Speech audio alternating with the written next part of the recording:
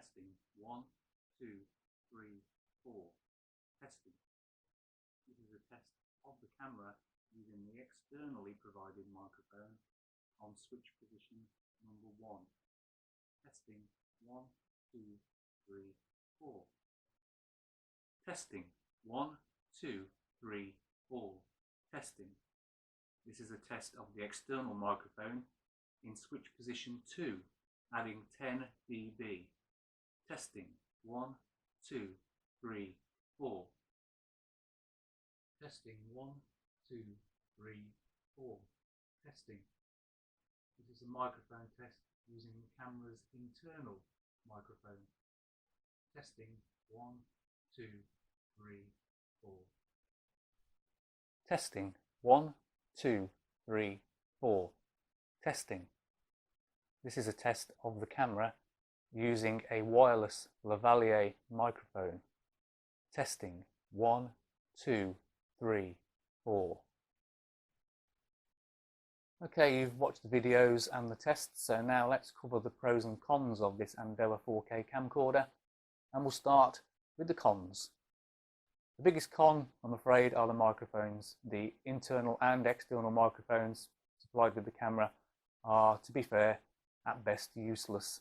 I had high hopes for the external microphone because it had a cold tube built in, which would have been ideal for mounting an external monitor to, or even a video light, but sadly they're just absolutely rubbish.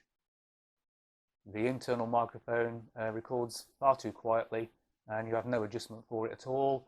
You can adjust the volume on the external microphone by 10 decibels, but to be fair, it does increase the volume, the recording volume, but it also adds to the poor quality of the sound.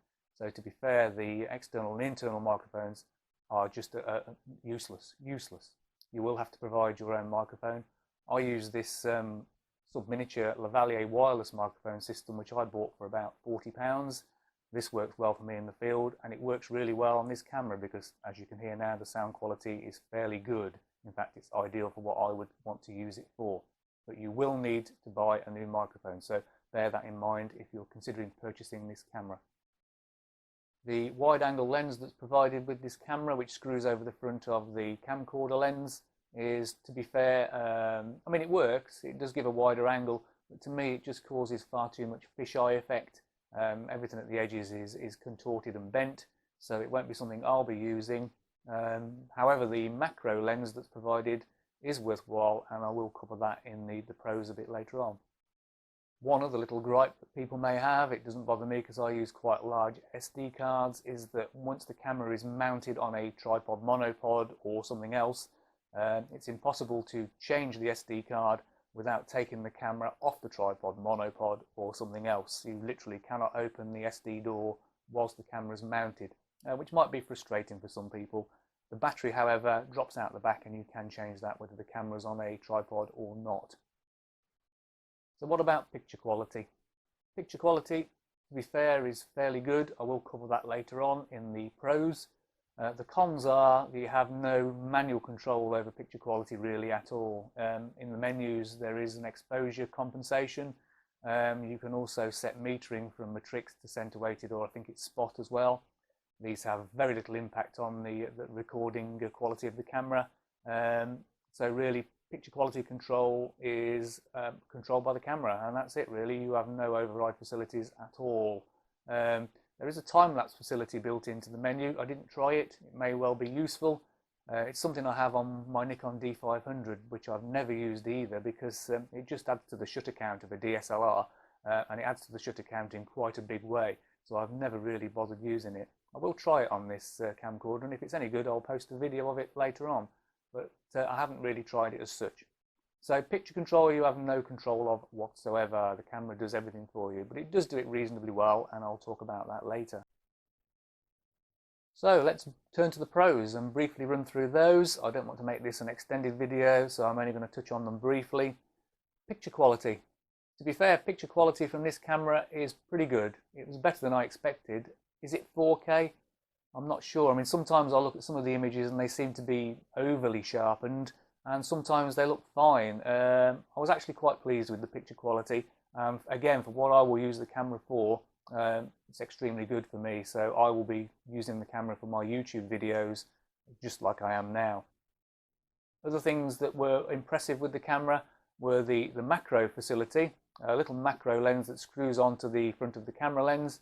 That worked really well. I mean, even in those videos of the tests, you can see just how well that macro lens worked. And I was hand holding.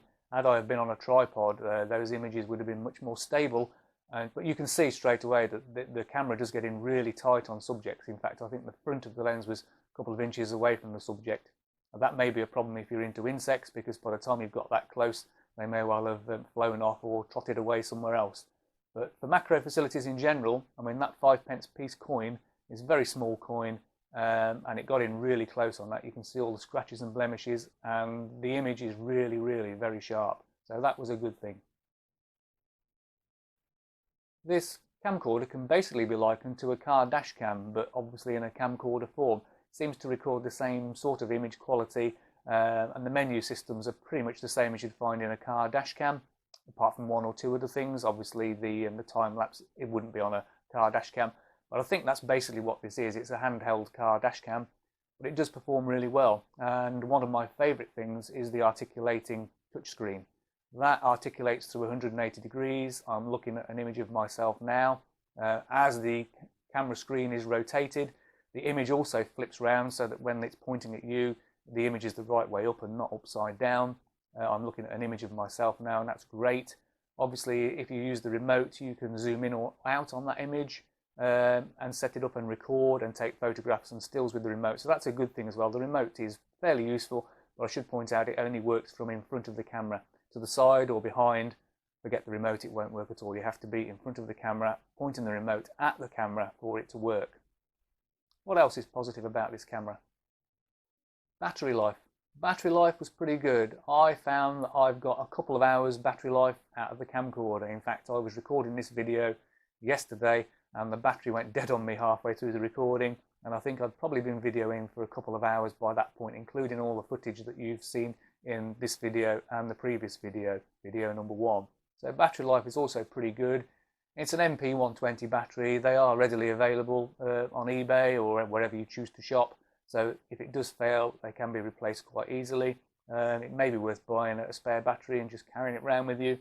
But for me, I'm only going to be shooting 5 or 6 minute YouTube videos out in the open, or as I am now, in my bedroom next to my computer.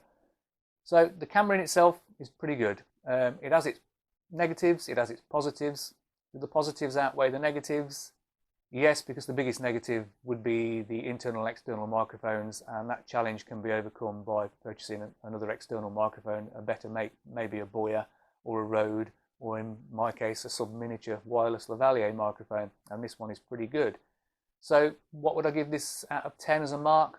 Well, you have to remember it's a £120 camera. It's not aimed at the professional market. It's not aimed, it is an amateur camera.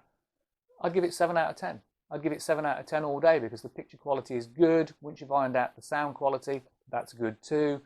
It lets itself down, obviously, with the lack of exposure control, no adjustments for no AF. It's a manual focus camera, no shutter speed control, no aperture control, but doing a reasonable job. Having said that, all the same, it does a reasonable job, and it even did a reasonable job of exposure. In the video, I went into a dark wooded area, panned from dark areas to light areas, finished off pointing up at the sky, and the camera handled the exposure fairly well, to be fair. So this is a 7 out of 10 camera all day for me. Is it worth £120? I think so. Even with the microphone that comes with it. Just bin that and get yourself another one. Thanks for watching. See you soon. Bye.